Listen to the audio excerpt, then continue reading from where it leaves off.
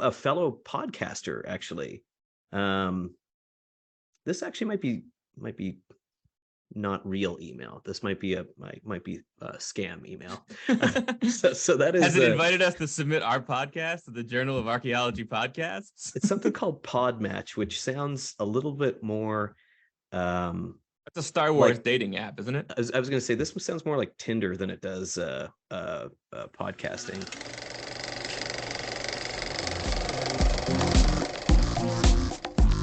The New Brunswick Archaeology Podcast, featuring your hosts, Gabe Reinick and Ken Holyoke.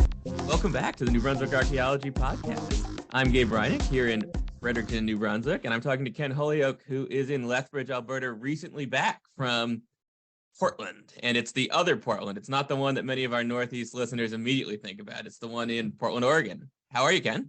Not too bad. A lovely weekend. And yes, the other Portland. This was a topic of conversation with all of our Northeast colleagues. So what were you doing in the other Portland? I was at the Society for American Archaeology annual meeting. Fantastic. So the listener, we apologize. Ken and I were both gigging over the weekend. So Ken at the SAA meeting in Portland, and I was at the New Hampshire Archaeological Society meeting in, surprisingly enough, New Hampshire. So this is coming to you a little bit later than a fortnight from the last one. And it's going to be a special episode where we're going to talk about the Society for American Archaeology meeting, and you're going to hear from some of our friends and colleagues who were there. But first, we're sponsored, as always, by the Association of Professional Archaeologists of New Brunswick. And you can find out more about them at apanb.ca. Do we have a live website again? That's a great question. And Trevor Dow, if you're listening, you call in and let us know. Okay, this is it. Let us know if we've settled our bill on the apanb.ca. There's no active website at this address at this time. So we're working on some tech issues in the APANB. Yeah. But spiritually, the APNB is traveling the airwaves. But speaking of good news, if you have been thinking about a name for this podcast right now, it's the New Brunswick Archaeology Podcast, and you've thought to yourself, oh boy, I hope it really wasn't, I hope no one's named it yet, because I have got the perfect name for it. You could still claim your prize. So Ken, if someone has a name for the podcast, where would they email it? They're going to email newbrunswickarchaeology@gmail.com. Fantastic. And if you are the listener this fortnight to suggest the new winning name for the New Brunswick Archaeology Podcast, you will receive, I hope you're ready for this excitement, a 10-inch, 33 1/3 RPM vinyl record. And that's going to contain 18 minutes of the greatest hits of the New Brunswick Archaeology Podcast. We have these pressed directly from our original master recordings, so that means it goes directly from the taped master, directly onto the lathe, directly onto sustainable vinyl, and we're going to have that available. What is sustainable vinyl? I'm not sure, Ken, but I saw online that the vinyl record industry has got serious environmental problems, and this helps to address that. And these masters, incidentally, are stored in a secure off-site climate-controlled facility to avoid a sort of universal music fire situation. Mm-hmm. But not only will you get this limited edition vinyl EP, you'll get the complete Portland experience. Ken and I are going to send you 1 pound, that's over 450 grams, of single-origin Colombian coffee, gently roasted to reveal notes of guava, roasted almond, and pear. And you can enjoy that while you listen to this EP on your home hi-fi system. So Ken, again, where would they email in their winning entry? newbrunswickarchaeology@gmail.com. Fantastic. And I understand that we had some user email. We do have user emails, yes. Our frequent fan email from David Black, just saying that he enjoyed the publication episode with Bill Farley. Which should be up on Bill's YouTube channel anytime here soon. We got an email, a friendly email from Vermont, and just interested in the show, and that they have enjoyed the banter, and didn't have a suggestion for the title, but you have at least one listener among your multitudes coming to and enjoying your material from the edges of the discipline. So it's a Lovely. listener from Vermont who is not an archaeologist himself, but his partner works for the U.S. Forest Service in archaeology. Very And lovely. and then another emailer who, a fellow podcaster actually. This actually might be not real email. This might be a scam email. So that is Has it invited us to submit our podcast to the Journal of Archaeology Podcasts? It's something called Podmatch, which sounds a little bit more. It's a Star Wars dating app, isn't it? I was going to say this sounds more like Tinder than it does podcasting. But in addition to user mail, we are also being, as far as I understand, distributed through the TSA podcast network. After I had an enthusiastic, is it Transport and Security Agency? Transportation Security Administration, I think, but I could be wrong. Yeah. Officer. They're like mall cops for the airport, right? Yeah, well, they're keeping your country safe, America safe, Gabe. But yes, they're keeping your country safe too, Ken. That's true. Yeah, that's why they scan your retinas and other things. And my body scan. And yeah, we had a TSA agent who was thrilled that I was a podcaster, and received a sticker, and said he was going to share it with his colleagues. That's fantastic. So yeah, shout out to the TSA in was it the Portland Airport? Portland Airport, yeah. Fantastic. Well, looking forward to expanding our network with the TSA. Yeah, so we might have a small hub of listeners in the northwest coast. It's fantastic. So Ken, how was the conference? It was great. I arrived a little bit late, as our various hits later on in the episode will attribute to. Day 2 of the conference was day 1 of the conference for Ken, and a little bit of a flight delay, freezing fog in Calgary, actually. Whoa. Yeah, which is a uniquely Southern Alberta thing, I think, actually. I thought she was someone that Donald Trump paid hush money to, but but yeah, the great conference, great location.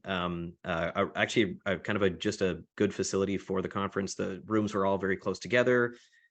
Seemed very well attended. Although I had a gentleman tell me that he didn't think it was well attended. So I guess we'll wait to see the numbers from the SAA. But some fascinating papers, really great exhibit hall. The Far Northeast 3000 BP to contact on display in that exhibit hall, with the Mercury series represented for the first time. And very exciting. And lots of swag and lots of catching up with colleagues and that sort of thing. So that's great. And so what session were you in? You gave a paper? We were in, the title eludes me right now, but Compositional Analytical Archaeology 2. It was the sequel. Because 1 just wasn't enough. 1 just was not enough. Well, Ken, that sounds riveting. What were you presenting on? What was your paper about? So our paper was kind of elaborating on some of this sourcing work that we've been doing with Carboniferous cherts in southern New Brunswick. So Brandon Rizzuto, who's a graduate student at the University of Toronto, a bit of a handheld XRF guru, he and I have been working on applying handheld XRF as potentially a tool to use for distinguishing Carboniferous cherts from one another, and whether or not we can tell the difference between Carboniferous cherts in New Brunswick and Mesozoic cherts in Nova Scotia, which kind of answers important sourcing questions about where Indigenous groups were acquiring their stone. And in this particular paper, we were sort of elaborating on this project because one of the challenges is chert is a heterogeneous material, and so the geochemical signature of chert is actually very hard to pin down because there are so many different elements and minerals that make it up. And so handheld XRF is actually not a great instrument for distinguishing heterogeneous materials. Sorry, can I interrupt you just for a second, because we may have lost the listener, just like we've lost me at this point. What is XRF? What is an XRF? What does it do? So an XRF, so handheld XRF, so X-ray fluorescence is what XRF stands for. And essentially it is a device that bombards a sample with X-rays, just the same ones that will scan, produce, look at your bones and that kind of thing. And what it does is it shoots an X-ray at a sample, and that sample actually deflects beams back to the device, and the device has a small computer in it that picks up distinguishing electrical signals from different elements that would be in the sample. And so basically, if you shoot at a rock, the device will pick up that the rock is made up of chert, for example, made up of mostly silica, and then a bunch of other smaller elements in smaller concentrations. And handheld XRF looks like a Star Wars phaser, or a Star Trek phaser, sorry. My understanding is that's purposeful. That was part of the design, because it encourages you to wear a lead shirt while you do this. Yeah, and go yeah. As you're doing your science. But there, and it's not, it actually is, it's not as simple as point and shoot. There's actually like quite a bit of statistical analysis that has to go on with this device, because it doesn't, unlike some other techniques that will produce, a percentage, like your sample is made up of 98% silica and 6% this and this and this. Handheld XRF only tells you how many photon beams have bounced off. So it's imprecise. And so, but it's a great way to kind of do some preliminary work on distinguishing different materials or identifying different materials. So they use it in the art history world, for example, to detect whether or not there are forgeries, because there are certain paints and elements within like traditional paints, like authentic paints, that would not be in forgeries. So, and forgeries will come back with different elements that would allow an art historian to say, like, this was not painted in the 16th century. This was painted last year, kind of thing. So neat. And then when you were describing your paper, you alluded to the problem with heterogeneous versus homogeneous materials. The problem in the Northeast is basically that the materials you're looking at have a lot of variability. So if you're looking at one rock face, there could be a lot of difference across even a couple meters of that rock face. Yeah, so Washtenaw chert geologically is very diverse. So it comes in reds and yellows and purples and grays and blacks. And so it's got all of these different colors, and all of those colors are actually comprised of different elements and different minerals. And so when you're looking at a material like that, depending on if you have a blue-gray piece or a red piece, the geochemical signature for that rock might be a little bit different. And so in this project, we decided to focus exclusively on the red variant of Washtenaw chert and the red variant of these various Carboniferous cherts. And so the Carboniferous is a geological epoch and or geological age, and the Mesozoic is a geological age. And these are just the time frames, the hundreds of millions of years in the past when these particular rocks were formed. And how are cherts formed? What's the sort of chert, broad picture? Chert is essentially a sedimentary rock, and so a classic chert will form in a limestone bed. So in the context of the wash, and sometimes these could be, so limestone is a very porous rock, and as a result, when limestone forms in a lake, so limestone is generally associated with lakes, for example, and so a chert will form when essentially lake water, silica the mineral silica kind of condenses into limestone, fills in the gaps in this limestone, and solidifies into a rock over a very long period of time. So it's essentially a silica slurry that becomes a hard rock that looks almost gemstone quality. So you and Brendan Rizzuto, you shoot basically an XRF, you shoot it at a potential lithic source, and then you shoot it at the artifact, and you try to match those two fingerprints, basically. Yeah, so we haven't gotten to the artifact analysis yet. And so this was all basically trying to characterize the geological signature of these rocks. And so this has been a kind of an ongoing project where we've elaborated on these results over time, because what we discovered was that the handheld XRF device gave us interesting results that appeared to show us that there are ways to distinguish these rocks using geochemical techniques. And so what we did is we used a couple of other techniques. So scanning electron microscopy, which is a very high precision microscope that can detect geochemical signatures and also gives you these really interesting pictures of the surface of the rocks that you're looking at. One of the things that we discovered was that chert from the lake appears to have some uranium in it, and chert from the hill in Henderson Settlement appears to have more strontium in it. And so the listener can't see this, but Ken actually has been glowing green since the 3rd episode of this pod, as he's been spending more time in the lab. He doesn't need a light to read at night anymore. Yeah. And so the discovery of like these potentially what we would call characteristic elements. So these are potentially elements that when you see them in maybe an artifact could tell you whether or not this chert is coming from the lake or if it's coming from the hill kind of thing. And so the SEM, we took some images. We actually detected, confirmed that there was uranium in these samples, confirmed that what appears to be possibly microfossils, so the remnants of fossils in there, which again would give you that could be fairly characteristic of a particular source. And so we'll have to have geologists take a look at these things. And I have some thin sections, which are very small cuts of rock that can kind of allow you to characterize the rock itself a little bit better. And so is XRF destructive? Oh, sorry. Does XRF, you mentioned thin sections, which obviously would involve cutting a rock. Can you XRF without doing that? So handheld XRF can be non-destructive because you don't need to, you just need a very flat surface. So technically you can analyze something using handheld XRF without altering the sample.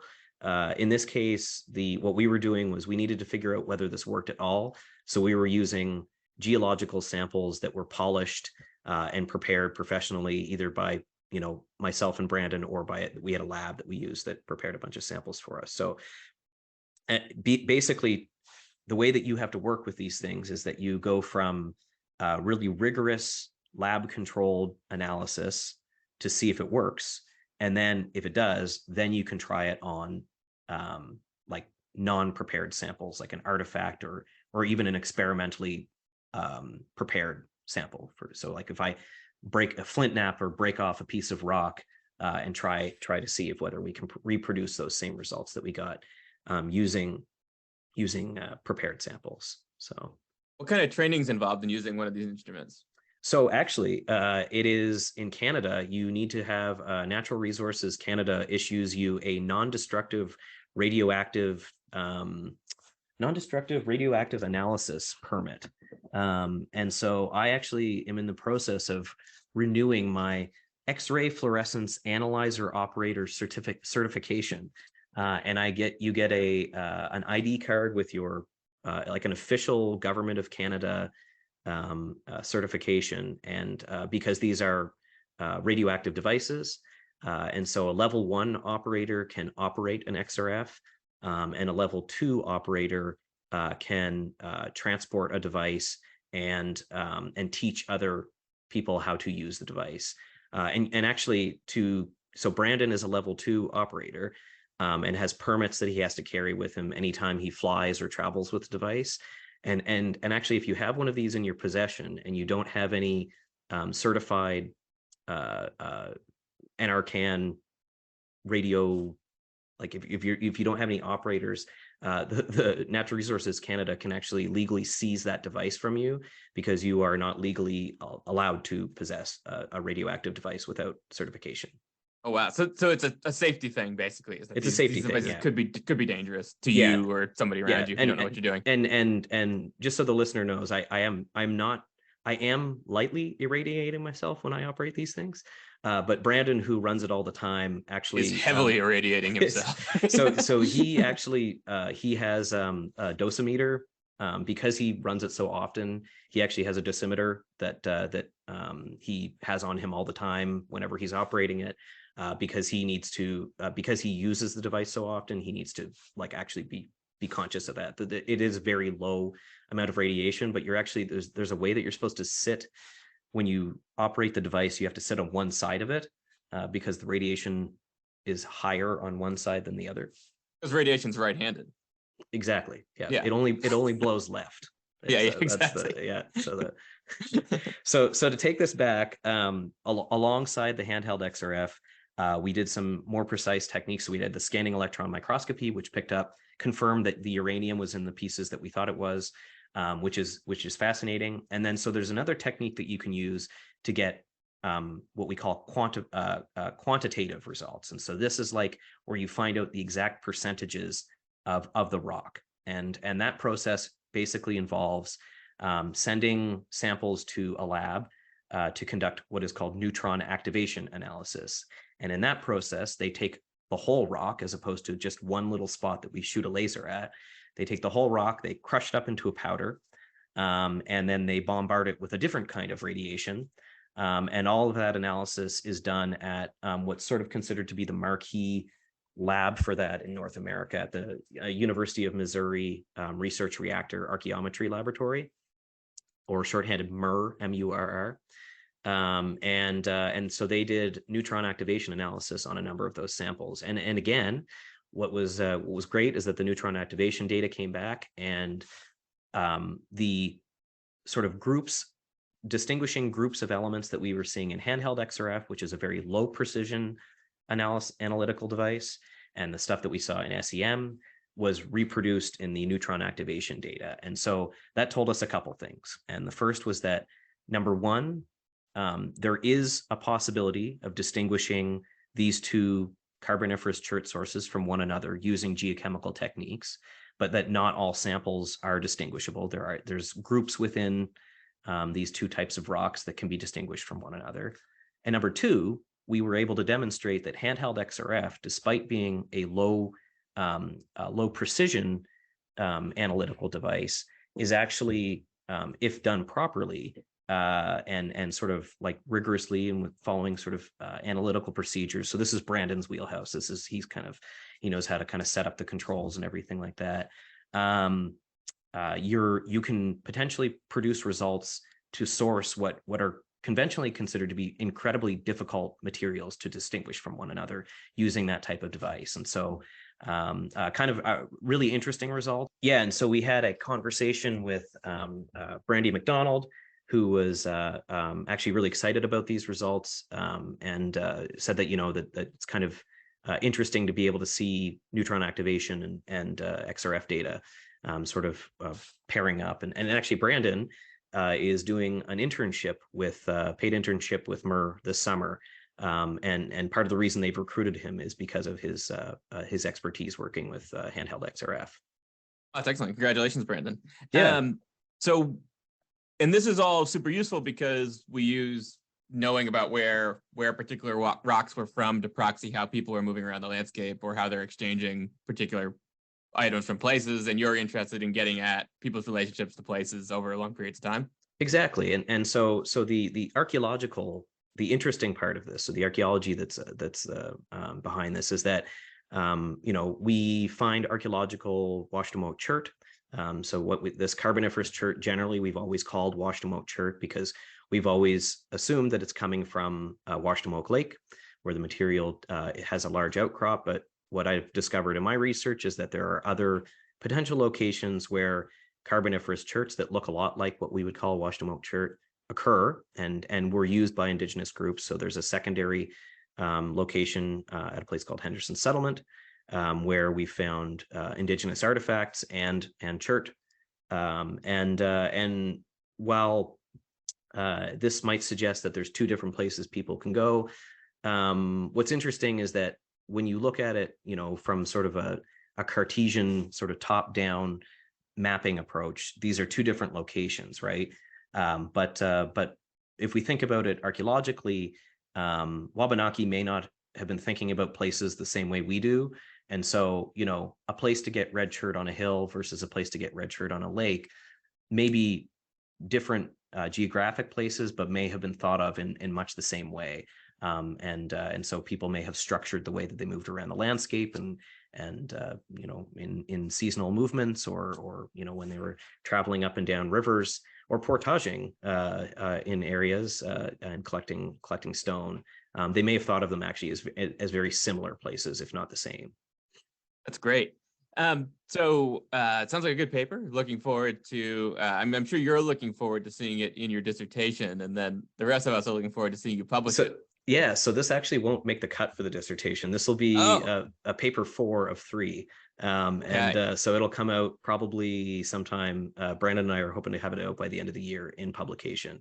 But it'll be sort of supplementary to the thesis. Yeah. Great. Okay. Well, I'm looking forward to seeing that. That's super interesting work. And teasing out all these red shirts. I don't really believe in lithic sourcing. I don't think it's true, but I appreciate being able to at least seem sophisticated in my throwing my hands up. Yeah. Nathaniel Kitchell and I had a great conversation. Nathaniel, who was at a postdoc at Dartmouth and has a new position actually. That's right. Salve, right? Salve, yeah. Yes. And Salve Regina in Newport, Rhode Island. Yeah. And he and I had a great discussion about red shirts, as we usually do. Yeah. Cool. The savvy, I know it's been NCAA March Madness time, and you may have just heard red shirt, which means something entirely different in the collegiate athletics world. That's not what Ken meant. So Ken, you're at the SAA meeting. Some of our listeners may not have been to one of these gigantic conferences before, and so sort of on the one end, so we'll maybe compare and contrast. This weekend, I was at the New Hampshire Archaeological Society meeting. It's one day, 3 or 4 talks. They invite 3 or 4 archaeologists in to give presentations about their research. That's very different than the SAA meeting. Yep. Outline going to an SAA meeting and presenting at an SAA meeting, starting, maybe you're going to start 10 months in advance. Tell us about how the process works. Yeah. So the SAA is the largest meeting for archaeologists in North America. I don't know if it would be the largest archaeologists meeting, although apparently WAC, it's bigger than WAC, which is the World Archaeology Congress meeting. It's just WAC goes to more exotic locations, I guess. Yeah. So the SAA, you actually propose your paper, so your abstract. So when we talked to Bill about an abstract, you do the same thing for a conference paper. The SAA requires that you have that abstract, so you know what you're going to be presenting on.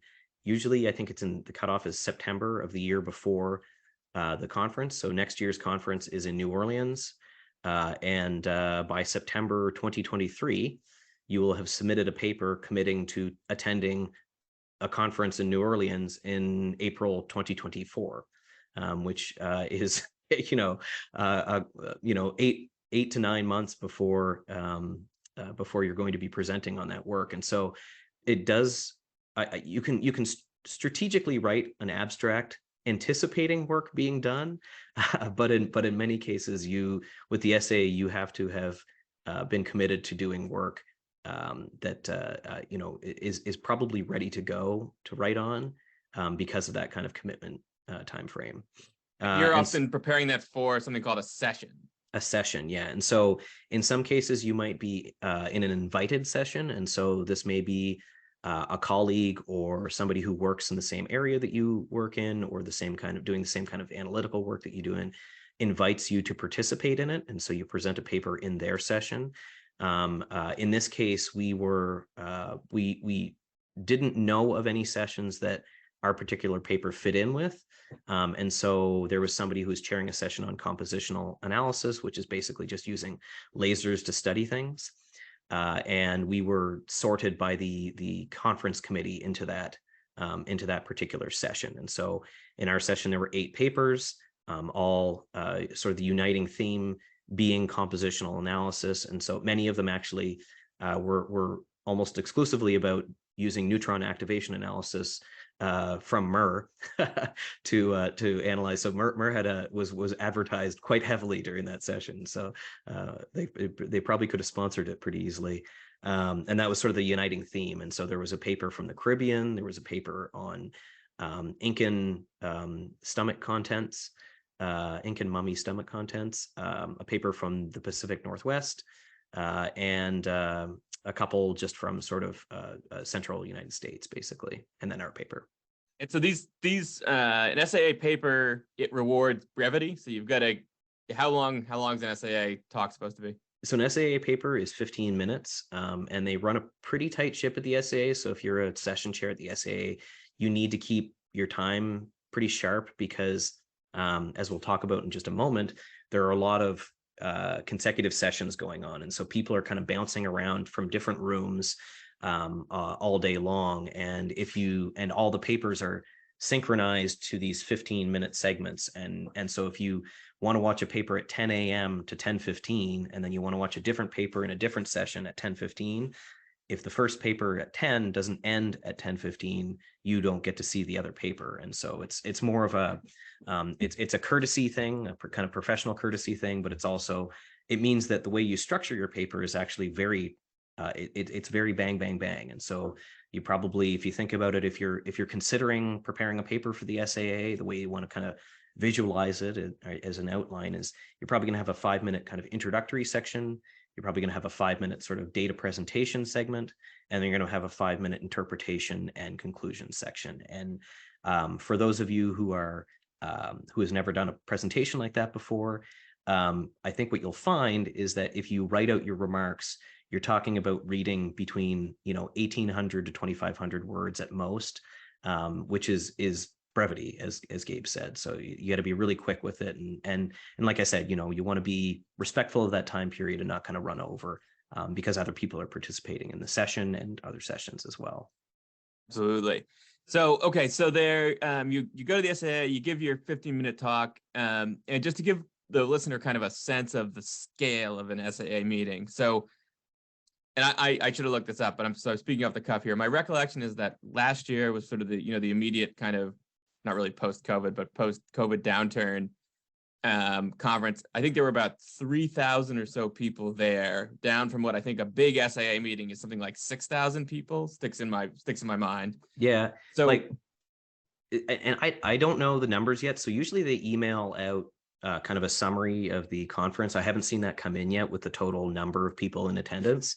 But you're talking thousands of people, hundreds of papers, multiple poster sessions. So people, you may be presenting an oral presentation, or you might also be preparing a poster. And so posters are basically, instead of presenting a 15-minute paper, you actually design a poster.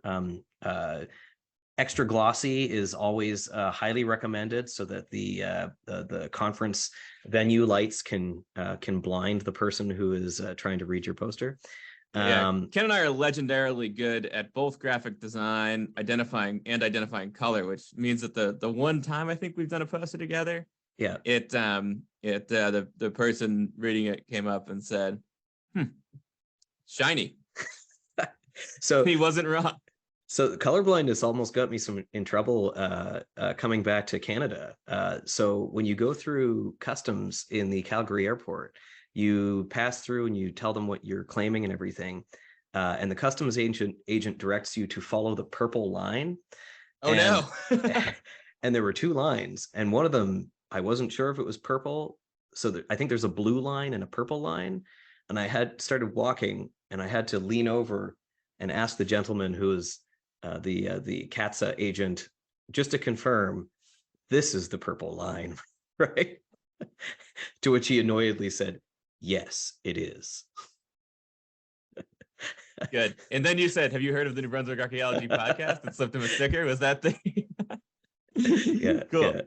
And so the poster sessions are going on, and those, the way you do this, there are one poster, and then people can wander around and actually interact with you. So you stand by your poster for 2 hours or whatever it is. Yeah, and you talk about people it. Come and talk. Yeah. And at the SAA, they do this really cool posters after dark thing, where there's essentially a bar service, and so you can wander around and have a sip on a drink, and it's a bit more social. And it's if you're a graduate student, or even if you're research, it's a really great networking opportunity to participate in a poster session, because unlike a paper where you stand up, you present, you sit down, and you might talk to people afterwards, with a poster session, you get to you're constantly talking about what it is you worked on, and get to meet people, and so that's kind of fun. And so back to the scale. So you're talking thousands of attendees, hundreds of papers and posters, multiple poster sessions, and the SAAs generally run start on a Wednesday and they end on a Sunday. And so unlike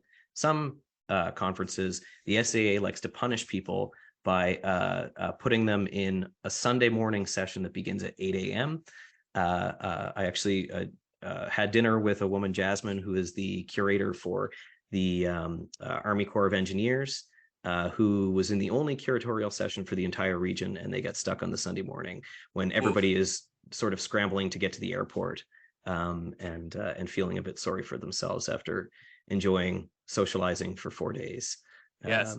So yeah, and it is unfortunate because sometimes those Sunday morning sessions are actually they tend to, in my experience, often be these fairly thoughtful sessions but they're about a region or something, so maybe they've got a little less big draw. I've never really understood how these things are assembled. Yeah, I'm not sure who's the great chooser of when. I was lucky, mine was on a Friday afternoon, which is sort of ideal. Yeah, golden hour. Yeah. And so the day starts generally at 8 o'clock. So SAA papers start as early as 8 a.m.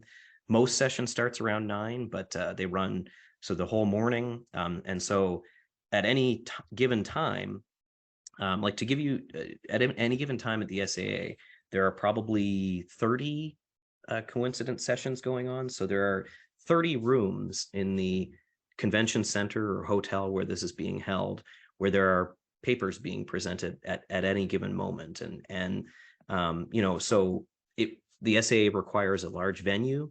So this was at the Oregon Convention Center. And there were, I think, probably about 30 rooms in each. There's sort of 3 sections. This one was great because the presentation rooms are all sort of in the same space. Oh, good. Sometimes you end up like on multiple floors and all over the place. Yeah. But to give the listener a sense of just how big this is, the program from this year is 316 pages. And they call sessions and symposiums. And so in total, for the entire week, there were 252 symposiums, sessions, and poster sessions, individual. And so spread out over Thursday, Friday, Saturday, Sunday. And each session might have 9 papers, 12 papers, 6 papers. 6 to 10 papers probably in there. So there's usually a morning that goes till about 11:30 or 12. Then they break for lunch. So there's usually nothing going on at noon till 1. And then the afternoon sessions wrap up usually around between 4:30 and 5:30 p.m. There's also excursions at a lot of conferences, larger conferences. So, there were all sorts of, you could sign up for some free like walking tours, or some of them were like organized bus trips to go out to see an archaeological site or a historic site or something like that. And there's all sorts of like meetings for interest groups and that sort of thing. And so it's there's also a fairly large, the SAA kind of has this renowned exhibitors hall, which is a lot of fun.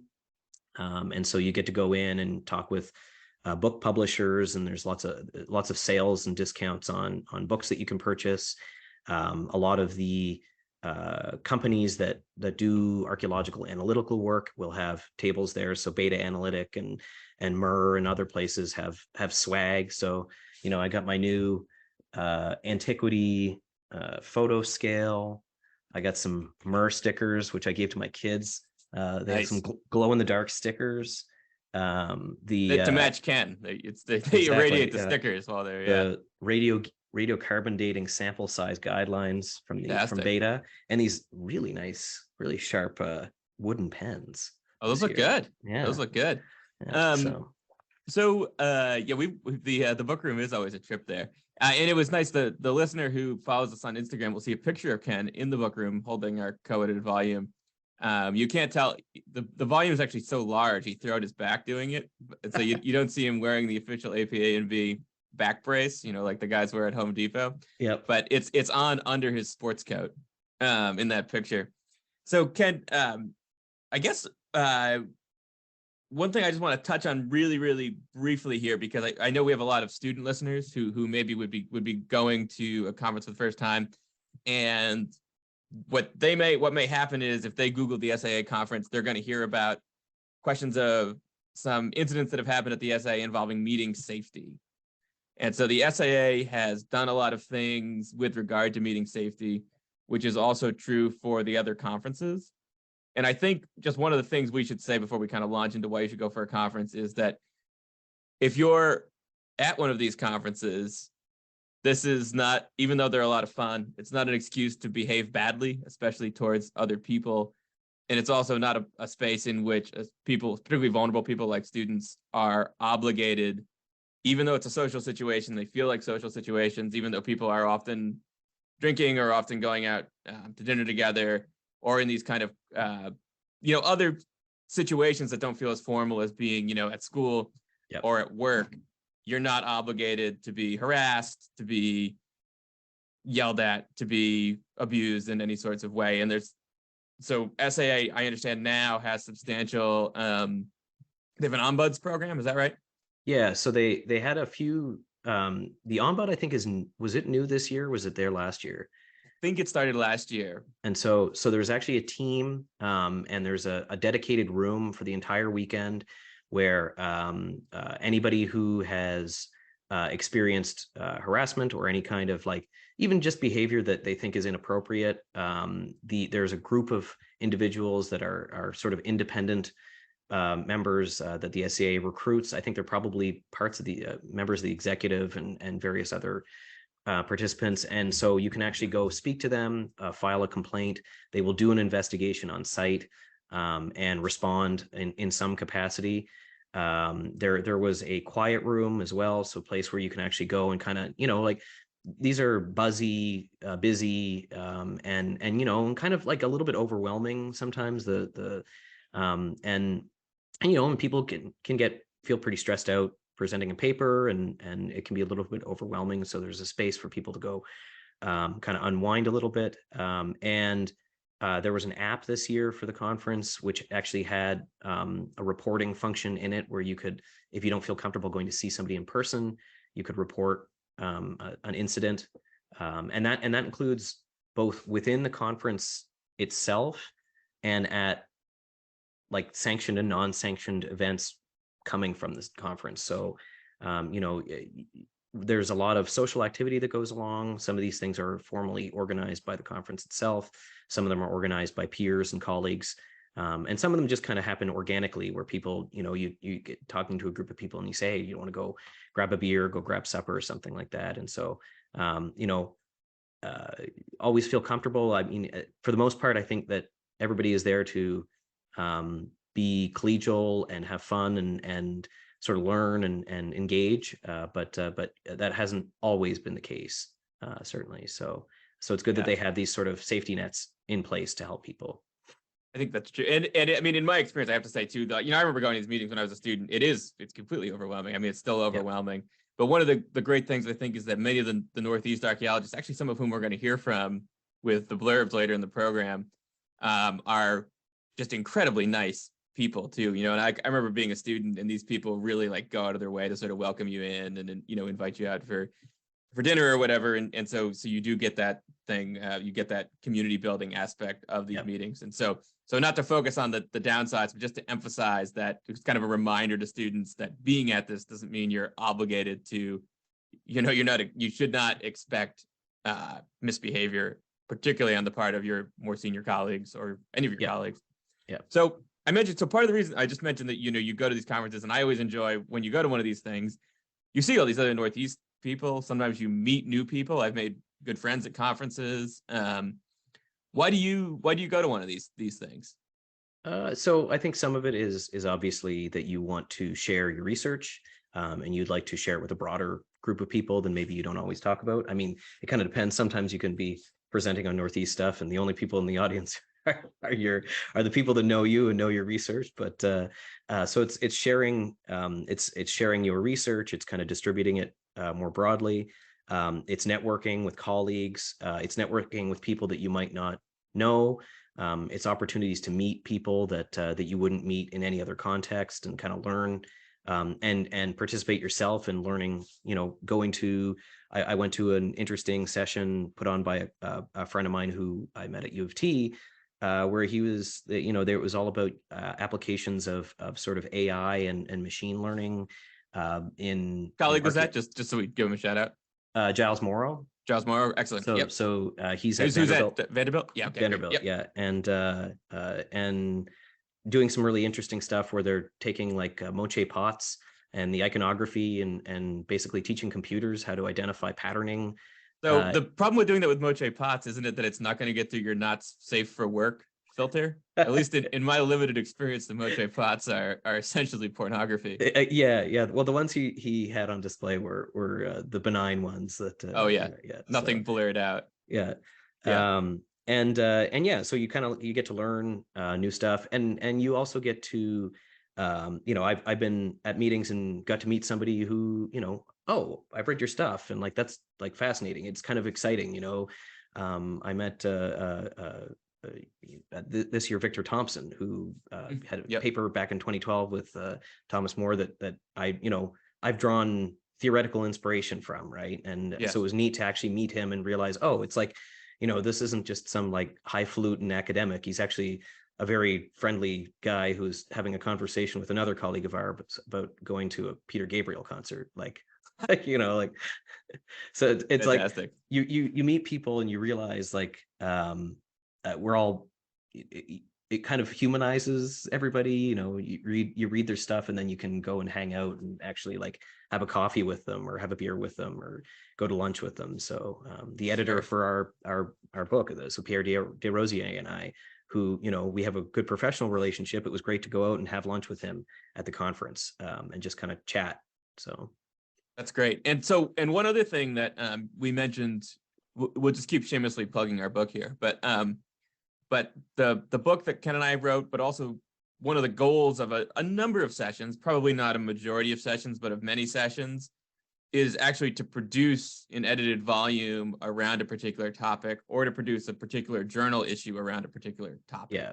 And the objective with a conference paper is it shouldn't be something that you just are going to throw out there and never revisit. Like the idea, I think an ideal conference paper is that you are shopping something that isn't quite completely hammered out. It's maybe a concept or some research work that's sort of like in its infancy, or it's advanced enough that you kind of want to get a sense, maybe some feedback from people about like, what do you think about it, basically.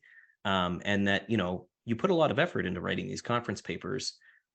Take the next step and turn it into a publication if you think it's viable. So for in the context of the research that I'm doing, we did a conference paper last year and one this year, which will be kind of smashed together, and a paper will come out of it, a peer review paper.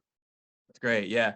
And so Ken, I think what we're gonna do is we are not, it's the middle of the day, so we're not looking at half-finished bottles of Courvoisier, but we have special clips from the SAA meeting. Count yourself. Well, I assume that the clips, which I have not heard yet, but you interviewed a series of our colleagues, and I believe Courvoisier may have been involved in at least some of them. Actually, it was mostly I grabbed people who were in the middle of their day, and we hung out in the exhibitors hall. They had this great table area at the end of the exhibitors hall, and I set up the mobile studio, and we had some great chats with a number of individuals. So that's fantastic. And the mobile studio is in fact a tinfoil hat with a microphone in it. It's not, but the thing is, it's not the strangest fashion choice at the SAA meeting. I always find that everyone kind of dresses their region. And so when you're at the airport, you see someone in a cowboy hat and boots, and you get to play the, cattle auctioneer or archaeologist game. I had a woman yesterday who I overheard talking about a relatively famous archaeologist, and I was like, "Oh, are you guys coming back from the SAA?" And she goes, "Yeah," and she's like, "I kind of thought when you came on the plane that you were an archaeologist because you have an Arc'teryx jacket." I was like, That's right. That's right. It's moisture wicking on the inside and it's moisture repelling on the outside. That's the fashion choice we have. All right. So what we're gonna do then is Ken made a series of short interviews with people who presented at the SAA meetings, and so you're gonna get to hear a little bit of some of the most recent, hot off the press Northeast work. We are really grateful to our colleagues who are willing to do this with us. And so we're really happy to feature little brief blurbs on their work on this podcast, and we will put their names in the show notes. And we encourage you to check out some of the work that they've already had out, and to keep an eye out for published versions of some of the stuff they're going to tell you about. Yeah. So they were Trevor Lamb, who is a PhD student at Boston University, Tiziana Gallo, who is a postdoc at the Royal Ontario Museum, and fellow University of Toronto. She's an alumnus. I'm technically still a student. Patrick Jolicoeur, who is a postdoc at University of Toronto. And Chris Wolf, who is a professor at University at Albany, but also the editor of the Northeast Anthropology Journal. And we talk a little bit about his research and a little bit about the journal as well. Well, I can't wait to hear it. And we thank you all for tuning in. And in the next fortnight, we will return to some of our regular programming. And we're looking forward to talking with you then. Yeah, we've held you in suspense for the transitional archaic. Yeah, what happened at 3000 BP? Yeah, what the listener doesn't know is, since we don't know what happened, we're just going to keep having special episodes and just run this out for the rest of time. So thanks for tuning in, and we will talk to you in a fortnight. Take care, everyone.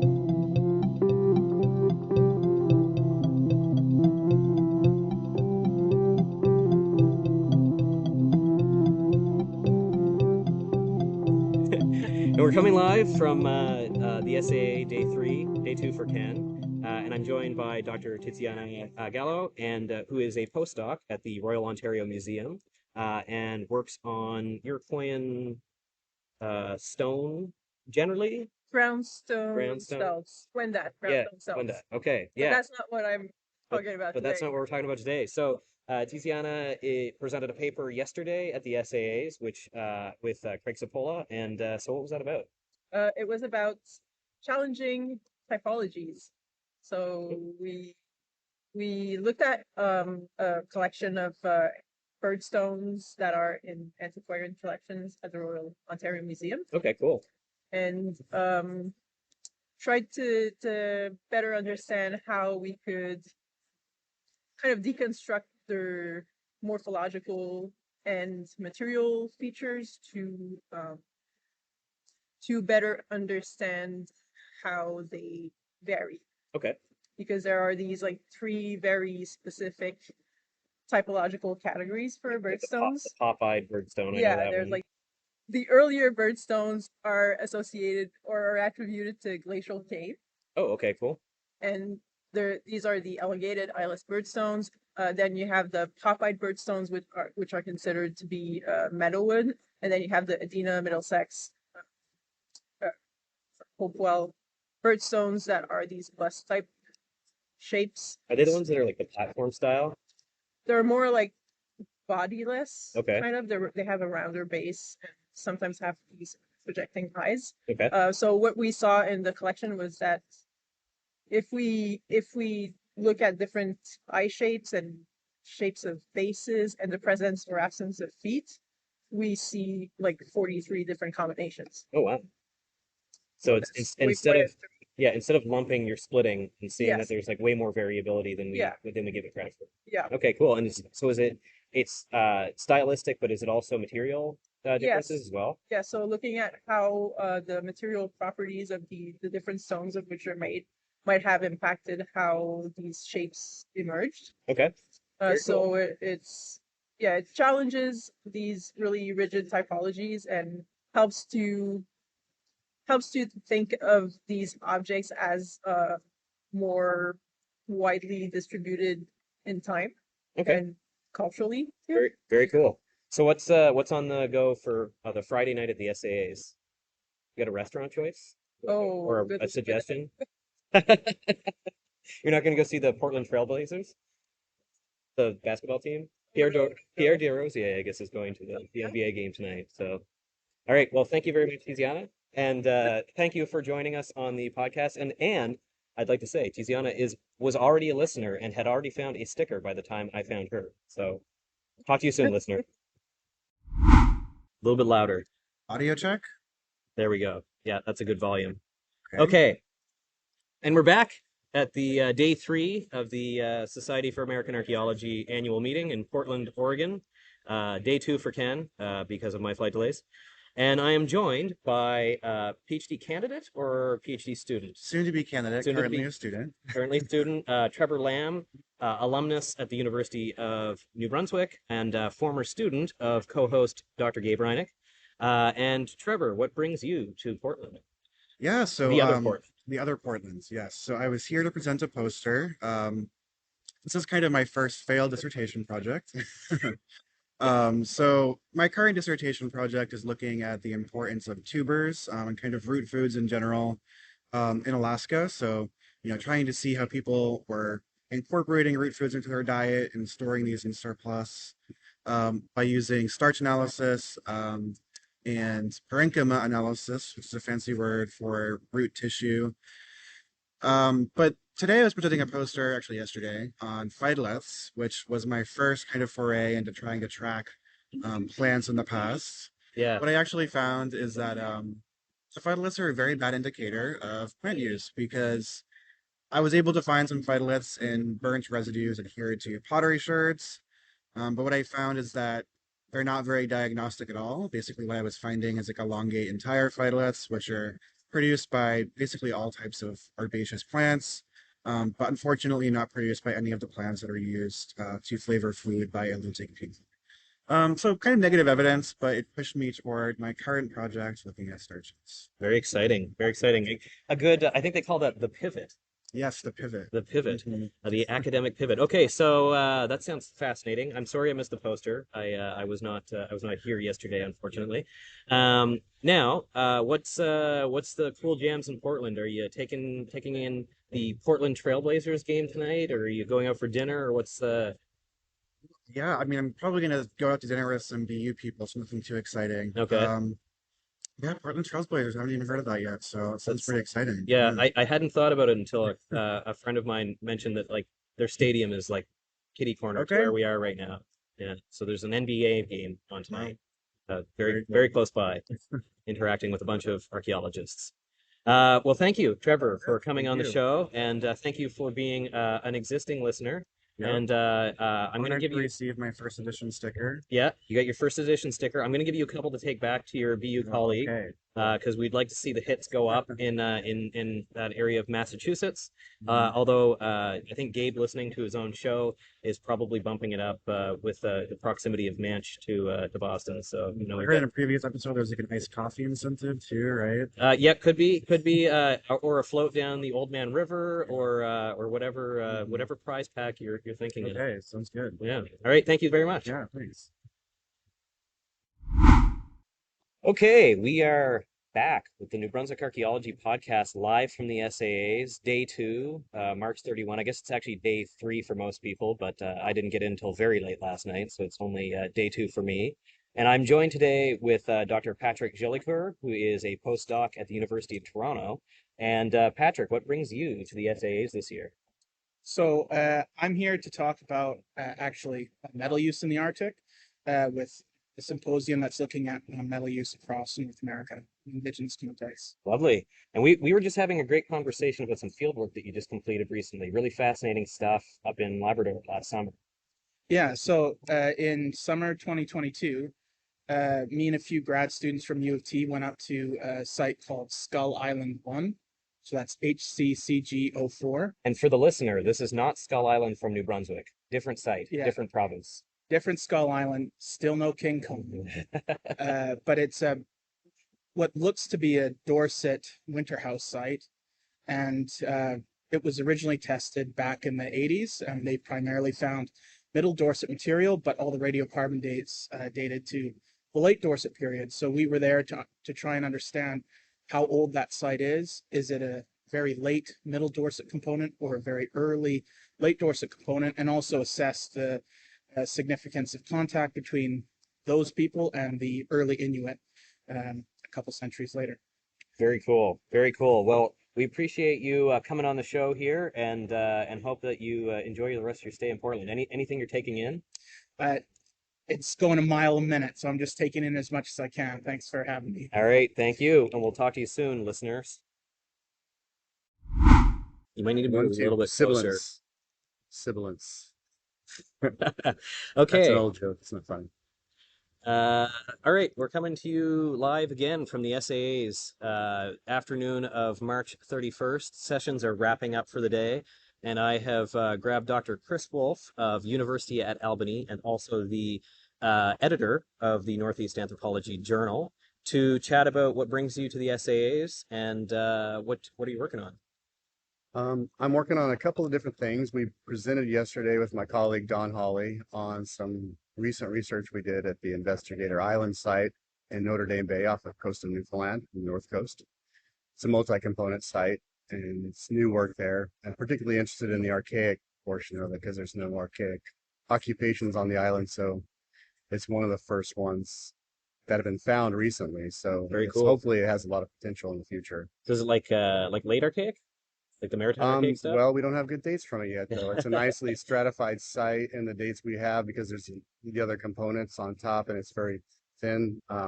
They came back more to like gross water, Paleo Inuit dates. So we don't have dates from the archaic yet, but we have probably 24 woodworking tools, adzes, gouges, and we have some slate bayonets. All the hallmarks of maritime archaic. Really?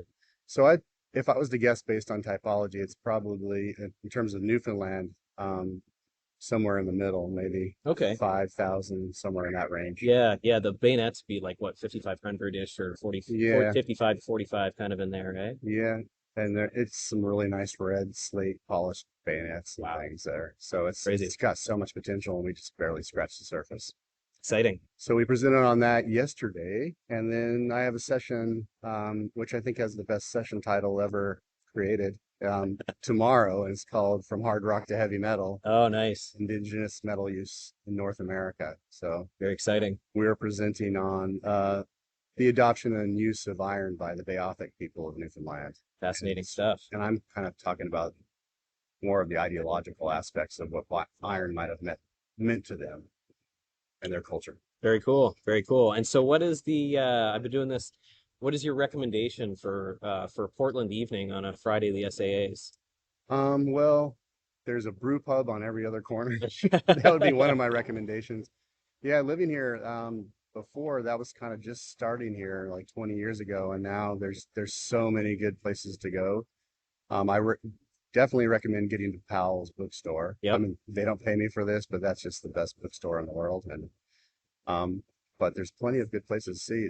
Really good food. We're going to have some good Indonesian food tonight. There's all kinds of diverse kinds of food and restaurants here. So, yep. You want a specific recommendation for a brew pub? Yeah, shout out one spot that you send people to.